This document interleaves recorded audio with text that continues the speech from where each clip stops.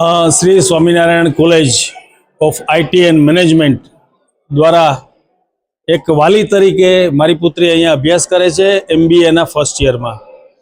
હવે મેનેજમેન્ટમાં એ લોકોની યેનકેન પ્રકારે કોઈ પણ પ્રકારની ભૂલને લીધે હજુ સુધી જીટીયુની અંદર તમામ 42 વિદ્યાર્થીઓનું એડમિશન જ થયેલ નથી એવી હકીકત બહાર આવેલી છે. એક્ઝામ સમયે જ્યારે એક્ઝામ માટે વિદ્યાર્થીઓ અહીંયા આવ્યા ત્યારે એ લોકોને યેનકેન પ્રકારે ગોળ ગોળ ફેરવી દેવામાં આવ્યા અને લાસ્ટમાં જ્યારે ખબર પડી કે આ લોકોના એડમિશન જ થયેલા નથી તો એ લોકો એક્ઝામ આપી શકશે નહીં.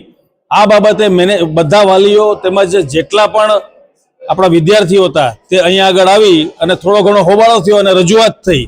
ત્યારે તમામ વસ્તુ જે છે એ અત્યારના પ્રિન્સિપાલ દ્વારા મિસ્ટર આચાર્ય તેઓ દ્વારા કે આ મારી ભૂલને લીધે થયેલું છે એવું તેઓએ કબૂલ કરેલું છે.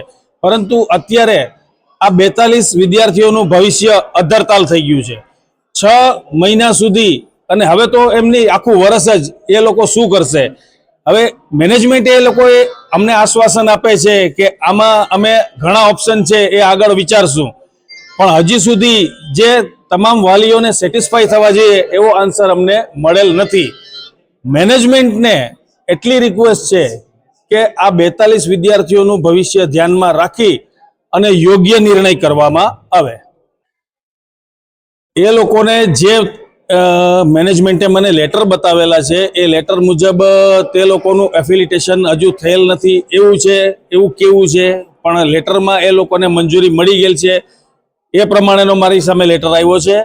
પણ સ્વામીજી દ્વારા એ આશ્વાસન આપવામાં આવેલ છે કે મારા તરફથી મેનેજમેન્ટ તરફથી પોઝિટિવ થાય છે.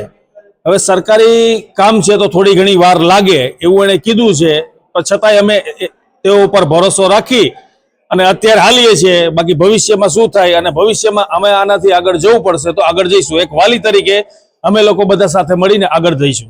પર સેમેસ્ટર 15,000 રૂપિયા ફી છે, તો અત્યારે 30,000 રૂપિયા ફી છે. એક સેમના 30,000 રૂપિયા ફી છે.